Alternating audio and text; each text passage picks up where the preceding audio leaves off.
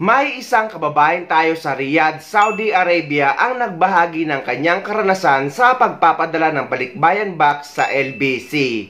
At ang sabi niya sa caption, "Salamat sa mga gumawa nito. Hindi niyo pa inubos, nakakahiya naman sa inyo. Sana masaya ang pamilya niyo at sana mabusog sila sa galing sa nakaw na binibigay niyo. Ang kakapal ng mukha niyo, ani kabayan." Dahil ayon sa kanya ay 2 taon daw niya ito inipon or 2 taon niyang inipon ang laman ng kanyang balikbayan box, pero binaboy lang daw ng mga taga LBC. Guys, ito yung nangyari guys.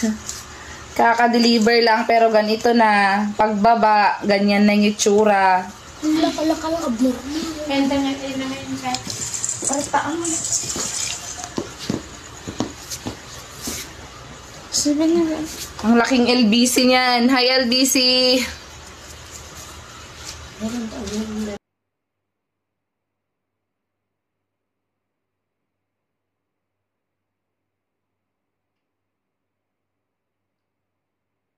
Actually, gaya ng paulit-ulit nating sinasabi na napakarami ng ganitong kaso na balikbayan box ng LBC na dumating sa Pilipinas na pinagnakawan.